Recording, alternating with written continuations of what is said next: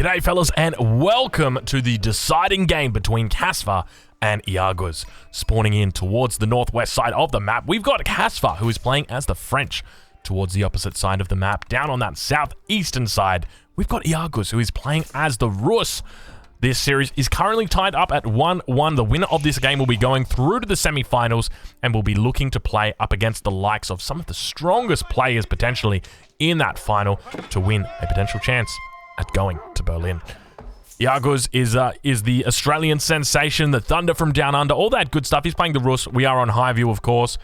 And interestingly, he has got access to the Rus here, so not being banned out at all. And he didn't actually pick it on a map that is very popular for the Rus, and that is, of course, Boulder Bay. If you've just come from that last game, it is no surprise, rather, it is a very big surprise to see that the Rus are now here in this third and final game. So very, very curious decision-making from him. Let's see how it plays out. Interesting strategy, Cotton.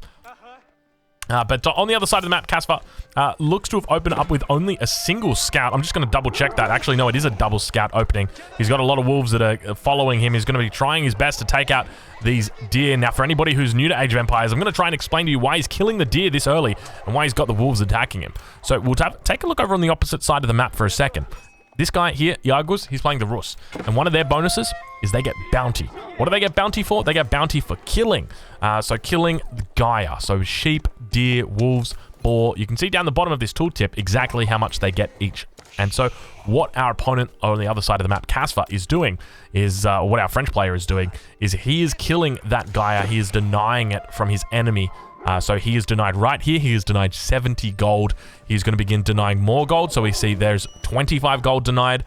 It looks like that's going to be another 50 gold denied there. So 75, 145 gold denied out from his enemy. So that is absolutely massive. And also picking up some sheep while he does it. But we'll take a look over at Iaguz and see exactly what he's up to. Going for a pretty standard... Never mind, not going for a pretty standard build order at all. Going for a fast wheelbarrow as the Rus. We are seeing this more and more. This is becoming the standard in these situations. And not only just going for a fast wheelbarrow, but also going to have enough gold to age up. This is pretty crazy if this works out. So we'll have to see how he manages to do it.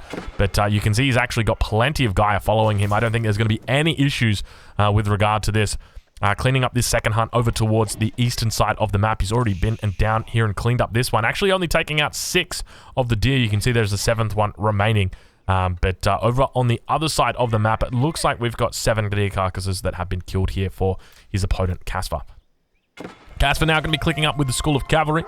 5 villagers on that bad boy, 3 villagers on gold. Looks like he's just going to be playing a very standard game here as the French. Still yet to... was this guy under attack? I feel like this guy was under attack. I think he was. And then he dropped off the wolf, maybe? No? I'm not sure. But not a lot of health. And you can see now Iaguz's going to be picking up on that. Going to be looking to chase him down, but not going to have a lot of luck. Boar out here on the edge of the map. Keep in mind that the Rus do get bounty for killing boars. There's also a bounty or a boar in the middle of the map. That's 75 bad boys right there. But one of the things to note is that Iaguz has reached that second tier of bounty. And that's where things start to get really strong for him. So that is 250. So he's got 10% villager food harvest rate. So that is your farms, that is your sheep, that is your boars, that's your deer, that is your berries, I guess. Probably berries. I'm pretty sure it's berries. And it also increases the rate that your hunting cabins generate gold as well. So for anybody unfamiliar with a hunting cabin, that's this bad boy right here. A little bit of a weird unit, if I'm being honest with you. It'll take a long time to explain it. I'm not going to bother. You can Google it. You can check the encyclopedia in Age of Empires 4. It will tell you exactly exactly what it does. But it's a pretty complex mill replacement. That's the best way to say it. Casfa reaching the feudal age. We'll check in with him. We'll ride along and see what he gets up to. 5 villagers now on gold. Looking like he might be thinking about going for some sort of fast castle. Maybe like a semi-fast castle. This is something that Hera used to actually do quite a lot. So he'd go about 2 or 3 nights into fast castle and then go into Springalds plus knights. It looks like Rus managing to capture or managing to take down that wolf. Obviously, Casfa tried to deny it, but not having a lot of success. But 5 villagers now going to be moving over onto the woodline. So a pretty big transition there. May have been the villagers that were from the School of Cavalry. We'll tune in. So this villager transition to me indicates that we might be staying in the second age for a little bit longer. But we'll check in with Casper a little bit later. We're going to have a look at Iaguas, see exactly what he's up to. Going to be dropping down an early stable here. No professional scouts coming in at this stage. Keep in mind, he's got plenty of sheep here, so he's going to have enough food, at least for the interim. We'll have to see how he plays it and whether he looks to be getting up those hunting cabins out on these dead deer already. These dead deer? Yeah, I guess you could call them dead deer. They are dead and they are deer. So it does make sense. But then he's obviously got this one a little bit further away. Obviously, the further away you get, the more dangerous it is, especially playing up against the French. Now, keep in mind, both of these civilizations have got access to knights in the Second Age. So the Royal Knight, well, that's not a Royal Knight, that's actually a Scout Drongo, but good try. So the Royal Knight for Casper, which I swear he's just been... Okay, there it is. I was wondering where it was. I couldn't see on the map. I was looking, but there we can actually track it. So he's got the Royal Knight, access to that bad boy, and at the same time, Iaguas has got access to the early night, which is going to be coming out for him very shortly as well. Now, for anybody who missed it, this map is Highview. Highview is somewhat infamous for its heavy levels of Gaia, and that's actually what makes it such a great map for them. But speaking of heavy Gaia, in addition to that, it's also got heavy stealth forests around. Now, this forest here, this is not a stealth forest, but you can see how well the Casper has used it and come around the bottom. I don't think Iaguas ever expected it to really, or the knight to really come from that angle. Second knight now coming out onto the map. Third knight out here as well. So he's looking to continue posturing. We'll have to see how he looks to play it out. Actually got 8 villagers on gold at this point. That is a lot of villagers on gold. Also going down with a mill, so we could potentially see some economic upgrades coming in shortly. Keep in mind the French have got access to cheaper economic upgrades, and we do indeed see a wheelbarrow technology coming through for Casper. So both players looking to pick this up super early in their games. Double barracks going to be coming out here as well for Iaguas. Now, one of the things that I always love to say is against the French, you don't really want to make spears as the French. Now, you can do it as other civilizations, but it's not necessarily a good thing. At least in the early game, it's not a good thing to do, just because of how efficient the French trade with those spears. They're going to be able to take them out. Once you start to build up a mass of spears, that obviously changes. But when you're talking about these low numbers, when there's only 4 spears around, it's very easy to duck, dive, dip, dodge, and duck. I can't remember. Is that the second? I think that's the second dodgeball quote in this series. We had let's see how it plays out, Cotton. Or interesting strategy, Cotton. Let's see how it plays out. But we've also got the dodge, dip, duck, dive, and dodge reference. But yeah, I mean, it's just very easy to take down these spears when they're in such low numbers. But we'll see exactly how Casper manages to do. You can see he's got plenty of resources in the bank, still stacking up that gold. Only 6 villagers on gold, so he's continuing to reallocate, and gold's typically what is going to indicate what is going to determine what the player is doing. So if they're looking for upgrades, you're talking 6. If you're just looking for early knights, then you're thinking about 4. If you're thinking about going up to the next age, then that's probably about 8 villagers on gold. Wheelbarrow now coming through. It looks like Royal Knight Mass is beginning to build for Casper. It is starting to get quite concerning now for Iaguas. One of the things going up against the French Royal Knights is you're always going to be outdone by them. They get the free +1 damage, which we can't actually see at the moment because I don't think there's a blacksmith down. In fact, there is no blacksmith down. But once that blacksmith comes down, you'll have the free +1 damage. But they've also obviously got that healing, and they've got a cool name, Royal Knight. So, you know, that's always important, having a cool name. You should know how much I think about cool names. I am, of course, Aussie Drongo. That's a cool name. That is a damn cool name, and that's exactly why you guys keep coming back. It's to check out the other cool names that we have on display, like Casper, like Iaguas.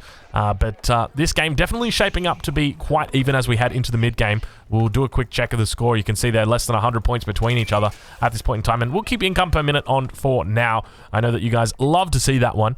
But Goldmine's still 6 villagers on gold, and I think this is absolutely crazy. I was about to say, I think this is absolutely crazy that he's got 6 villagers out here with no outpost and just no line of sight. This is so vulnerable, and we immediately see an outpost come down. So once again, a little bit of coaching coming out from Drongo at the perfect time, and look at this timing as well. So just very, very, very accurate moves, smart moves. Got to be careful here. He's got 6 villagers, only 5 spots on the outpost. So, you know, there was 6 in the bed, and the little one said, roll over, roll over. Well, they all rolled over, and one fell out, and he fell out underneath the outpost, and then he died.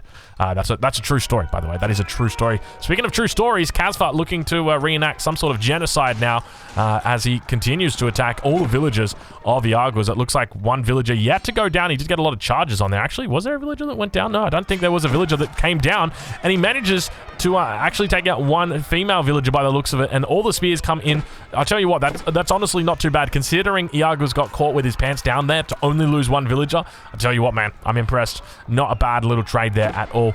And now those spear numbers continuing to build up for Iagwas. Way too many spears to even really fight against or micro against the, yeah, I mean, typically around the 4 or 5 spear mark, that's where it is very, very difficult. But now, speaking of difficult, it looks like those villagers, one of them going to go down, all 5 get into that outpost. No one's going to have to roll over because no one's fallen out today. Except for that guy. Lancers or early knights managed to make their way back into the forest. You can see the lack of line of sight that's coming through right now. Spear's going to be coming out. Oh, they almost take out that royal knight. Jeez, that was close. But now we can see the line of sight going to be showing once again. These bad boys are going to be able to see through the forest, at least for a short amount of time, until they head into the stealth forest and attempt to lose their enemy. But they'll be able to head back towards... Now, if Iagwas was smart, he would be baiting this into a giant, massive spears. Not going to be the case. I would love to see just spears collapse. But now we've got an interesting development. It looks like a second town center may potentially be coming up here. You'll know if he takes them off at this point right here. You can see he's continuing to gather gold. He's up to about stone. He's up to about 350 at this point. So wondering what the heck he's up to there. Probably not looking to get stone walls. Could look to be getting upgrades for his outposts. But this is a lot of villages on stone. What are you doing with all that stone, my friend? Casva. Oh my lord. That is so many villages on stone, dude. 21 villages. What were you doing before you were a stone miner? Oh my lord. How do you even have 21 villages at this point in the game that you can allocate to stone? That's wild. Speaking of wild, though, Iagwa's doing a great job of just walling up, playing the standard Rus playstyle. This is what the Rus players love to do. Just wall up, keep themselves nice and safe, everything compact. Now, obviously, Iagwa's doing it a little bit different this time. A lot more wooden fortresses are out on the map, but I gotta say, I love the way that he's brought these walls in so close to his town center. And you can see right here, like, I mean, if we have a look here, this is the definition of the perfect Rus defense coming out right here. Just the way that he is playing here, the wall at the bottom, it just... Yeah, absolutely well played right there. But now looking to push out and looking to hold on. Obviously going up against the French player, you've got to be very cognizant of the fact they may be looking to get up to the next age, and you want to try and push in before they do, because they're going to hit a big spike when those Royal Knights come out. We'll check in with the villager counts now. 46 villagers for Casva. Over on the other side of the map, we've got 39, so a difference of about 7 at the moment, so not overly big. Looks like the early knight's going to be running in towards these archers. Spear's going to be doing a good job of coming in as well, trying to run their screen. These knights are doing, managing to keep a lot of those archers alive. I don't think I actually saw one drop down. It looks like just a scout and a knight going down. But now going to be falling back. He manages to get around the town center, and you can see he's inside this town center. This is a shotgun town center. You've got to be so careful fighting underneath this, Iagwas. He's going to commit to it anyway, so trying his best. We'll enter into the cinematic mode so we can try and piece together exactly what's happening here as the archers continue unfolding, but managing to actually enter into hand-to-hand combat with the spears. Spears do eventually cause a bit of a breakaway here, and the units, unfortunately for Casva, do all go down. Iagwa's going to be coming out on top, so a very, very smart way. So what he did is he isolated the longbows here and then forced away the cavalry with the spears. So such a smart move coming out with regard to that micros. Iagwa's looking good. We'll do a quick stock take when it comes to the scores. Iagwa's beginning to pull ahead, a little bit more than 100 score difference now. But obviously at the same time, Casva has the double town center, and it is only a matter of time until he scales. You guys know I love the term scales. It is the way that he will continue to play very well into the late game. That's essentially what we're talking about when we talk about scaling, and the French scale very well. Not quite as well as the Rus do, but the French still, you know, they peak a little earlier than the Rus do. But we'll watch and see how Iagwas plays this. Still only on the one town center at the moment. Now, he can afford to be on one town center until he gets up to the 3rd age. I think he's probably going to be looking to get to that third age shortly. We're at 14 minutes now. I would suspect that we'd see it coming through. Maybe the next 2 or 3 minutes is when he might be looking for it. He's still got 17 villagers on wood here, so we may potentially see a farm transition also on the cards for him as he begins to head out onto the map. And you can see he is looking to secure up a lot of these berry bushes out a bit further. He's down here as well, but it's a great point to start diversifying. And now going to be adding in a blacksmith, so could actually be staying a bit longer in the second age. We'll have to wait. We'll have to see exactly how he plays it. But ideally, one of the things to note is when you see your enemy on these two town centers, it basically indicates to you, hey, you're going to be behind in villages. In about 5 minutes, it's going to be meaningful. In about 10 minutes, it's going to be game losing. So you need to do your best to try and even things up. So how do you do that as the Rus?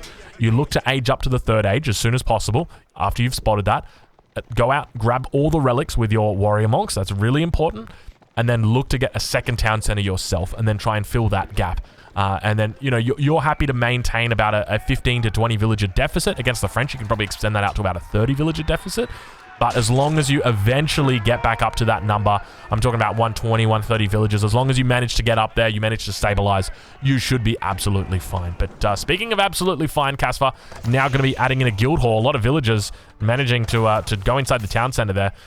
Guild hall, pretty standard landmark. Now, the only time you wouldn't really consider going to the guild hall and you would instead go for the Royal Institute is if you've got a pretty decent mass of military. But if we have a look at Caspar, I mean, he's sitting on 62 villages, 9 military at the moment. So if he was a bit closer, say 19 military or maybe like 23, 24 military, and a lot of that was Royal Knights, then you can definitely go for the Royal Institute and look to get up to the third age nice and quickly, maybe even ahead of your opponent.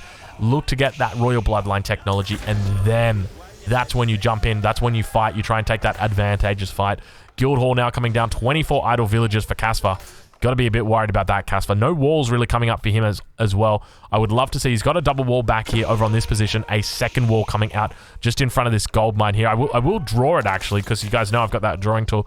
So just like that, that is essentially all he needs. Doesn't need to double wall it, can potentially throw it across like that. It's going to help him out a huge amount. Protects the gold vein, protects the wood line, means that you don't have villagers going idle all the time.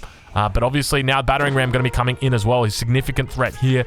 I would expect that we may have a mangonel coming out shortly, but that's not going to synergize particularly well with the knights that are out at this stage. If the mass was bigger, then it would. But it doesn't.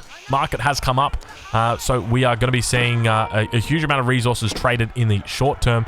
Only one battering ram at this point, so he'll be looking to take down this town center. That's probably going to be where he's aiming. But now it looks like Iago's on the other side of the map, yet to drop down that landmark, that Abbey of the Trinity at this stage, and just continuing to really focus on the second age. So he is going, I would almost say, all in at this point. He's gotten a huge amount of upgrades, so managed to pick up the +1 ranged, managed to pick up the siege engineering, and we now see the second battering ram coming down as well. So what's he looking to do? He's looking to take down this town center. That's 600 wood right there. There's going to be 900 wood that comes in here, and now going to begin focusing down that outpost. He's got quite a nice mass here, but keep in mind, the Royal Knights are really going to be able to take this game by storm if he's not careful. We'll do a quick stock take and check. I want to see how many spears are in on this mix. 23 spears, so it's a good number of spears. Crossbows also coming out here. Very smart move now from Caspar. Caspar falling back towards his farm. Going to be looking to try and hold on in this position. You can see that second town center is getting punished behind the lines, and at the same time, Caspar getting somewhat overrun as the spears try their best to connect in with those Royal Knights. Not having a lot of luck, though, as he continues to give him the old run around, and now going to be able to pick up these reinforcements. Back towards the main base, we do see that the additional town center has gone down. Now, that was a great position. Unfortunately, just not enough defensive walls down there. Wasn't able to delay that enough, and Spear's doing a great job of just chasing it away. Villagers sitting idle in the town center at this point in time. Not a lot of villagers out on this map doing work. You can see 15 sitting idly by, 3 battering rams on this town center, and I'm starting to wonder, is Caspar going to have any way to come back into this? You see him picking up the reinforcements, doing a smart job there. He could definitely come in, and we actually see villagers now moving back towards the main town center, going to be looking to drop down a keep extra fast. You can see there's 52 villagers here, and this guy's only, hold on, we're looking at Iago's. He's only got 67 villagers, so this is about 80% of his villagers at the moment. Town center does go down. School of Cavalry still remains up, so he's going to be okay. Guildhall still remains up. He's going to be okay. But on this front, we can see villagers drawing a lot of the attacks from the spears, and this is exactly what he wants to be doing. And at the same time, cleaning up this force with the knights. I think he's going to be able to hold on here, but the question is at what cost? He's lost his second town center. He's lost his main town center. He's losing villagers as well, but it seems like he has been well and truly able to clean this mess up. Albeit, he has lost significantly. Cassva going to be heading back towards the main town center, going to be looking to repair that. You can see it's still got a few villagers in there ready to go. He's down to only 31 villagers at this point in time, 3 military. Villagers still out here as well fighting. That keep actually going to be going down despite taking out the majority of the military here for Cassva. He is still fighting to keep himself alive. You can see the keep there. Unfortunately, managing to drop down to about less than 500 health. It's going to drop down to. Let's see how he does it. He gets it down just above 500 health, but does finally clean this up. So now the question is, how does Cassva potentially get back into this game? I mean, his keep is on fire. He's run out of wood. I don't actually think he can repair. He can't even repair his town center to get that back up. So he's moved everybody. He's got to get out to the lumber camp. That's his only solution. So he is basically sitting idly by at this point. Meanwhile, on the other side of the map, we'll check in with his opponent, Iaguz. I mean, he's having a great time. He's dropping down his farms. So really starting to build his infrastructure here. Sitting on 46 villages at the moment. Obviously doesn't have a lot of military. He just threw it all away to a castle. But now going to be expanding up towards this northern position. So the question is, how does Cassva get back into this game? Well, let's do a quick assessment of what he's got. He's got 27 villages and 3 military. That's it. So when it comes to military, what's he got? He's got 3 Royal Knights. Now, these guys are going to heal up. So what he wants to do, he needs to keep these alive. It's imperative that he keeps these guys alive because this is his secret to success. If he's going to win this game, he needs to keep these bad boys alive and he needs to be looking for villages, and that's exactly what he's going to find if he keeps looking. Now, he should know that there are villages down here potentially. There is a berry encampment or a berry bush down there. So that is really important. At the same time, he should know that his enemy has walled up as well. So it's going to be difficult to get behind those enemy lines. So ideally, he's going to be looking to hunt down in these positions. Up towards the north, another great position to hunt. And you can see that Cassva yet to really come through and scout that out, but now going to be trying to head behind enemy lines. And you can see this is how bad of a decision this is going to be now for him. A lot of spearmen coming out here. It's very easy to wall this off, cut this off. He's going to be trying to pick up villagers, but keep in mind, at best, he's going to be picking up 1 and 2. At worst, he's going to be losing all 3 of these Royal Knights, and these are his ticket back into this game. We see the Abbey of the Trinity going up. Does he get greedy? Does he look to try and take out some of these villagers? It does look like he's going to be able to take out 1 villager. He's run his way through and now heading back around, looping towards that main exit, that main entrance, I guess you could call it, and manages to keep alive all of his Royal Knights, at least for now. A lot of the villagers on the map are protected for Iaguz. It is only that small amount down towards that position, but now we actually see that Iago's managing to expand out towards the ball. Now, that was something that his opponent did check out. Cassva was looking for that, but third age now being reached as well is going to mean that a knight might potentially go down here if he doesn't screen for it, making a bit of a micro mistake there. He manages to get in, does get the screen, and manages to keep alive all 3 of the Royal Knights. But back on the other side of the base, we'll check in with Cassva, see how he's doing. Looks like he's gathered up enough wood to repair that town center. You can see it's producing villagers now. Second town center going to be coming up here for Cassva. Keep manages to stay alive. This is a smart move from Cassva. This is exactly what he needs to do. Honestly, if you want to get back into this game as Cassva, you need a miracle, and you got to start praying, and the best way to do that is through a Hail Mary, and that is exactly what he's doing now with this second town center. It kind of looks to me like he might even be thinking about a third town center, and that is 100% what he needs to be doing.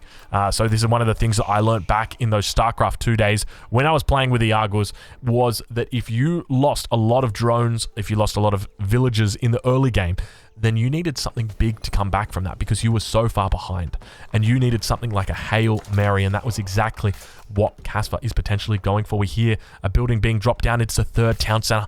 Cassva is going for the Hail Mary. Cassva is going for the Hail Mary, and I think this is his 100% his best shot to win it. We can see that he's beginning to fill out his farms once again. So I think 3 town centers is exactly where he wants to be sitting. I think at this point he's okay. Needs to defend any potential raids, so be looking. He's obviously going for the raid, or he went for the raids, unsuccessful. Now needs to try and defend his own base because the burden is on him to try and bring this one back. But now you can see he's got the triple town center, lots of villagers queued up here. Things are looking good for Casper. Things are looking up for him. He's actually got his guild hall on gold. So there's a lot that he could be doing here. Honestly, I'd probably have the guild hall on stone. I would be looking to add in more and more keeps.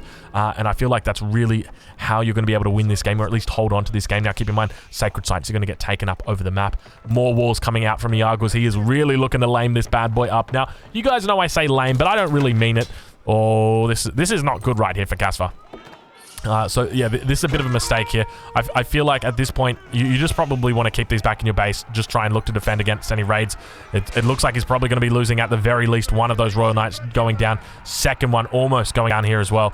Now, keep in mind, Casper going to be losing the relics. That's okay. Going to be losing his, losing the sacred sites. That is okay.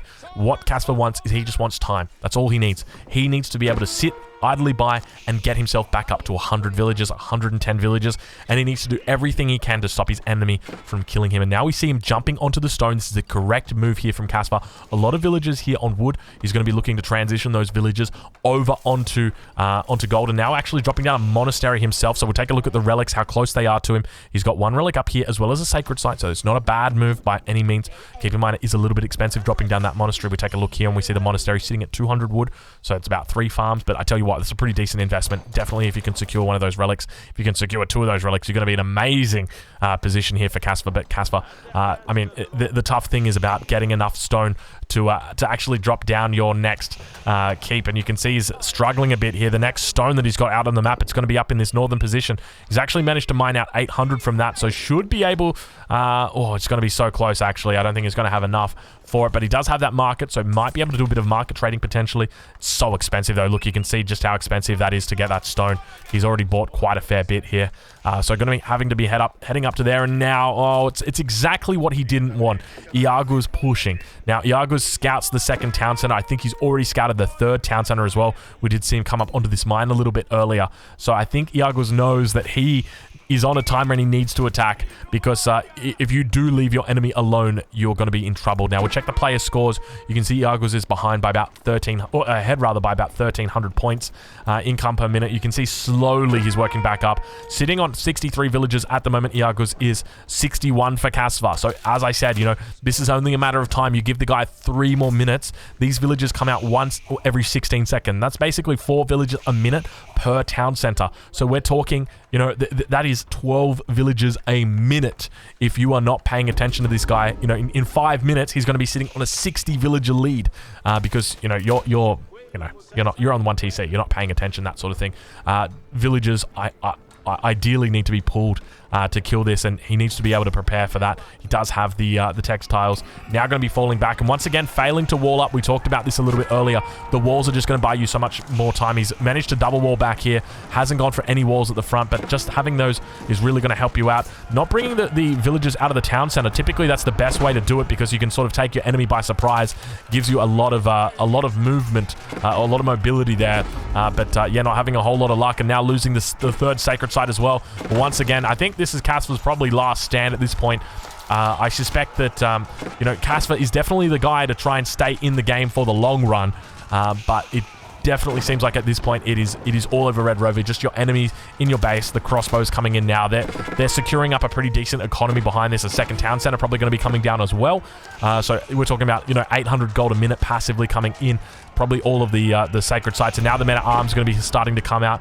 I would expect that we're probably going to have a few more battering rams drop down in the base here of Casper, as the third town center going to be going down this game. And it looks like Casper might be getting knocked out here. We can see all 3 sacred sites captured up, and indeed we do see Casper tapping out. Ladies and gentlemen, Iagos is going through to the semi-finals and to look at a potential chance at flying to Berlin for N4C. Fellas, make sure you check out N4C. Links, I'll leave them in the description, and check out both of these guys because they are absolute beasts. Thank you for watching.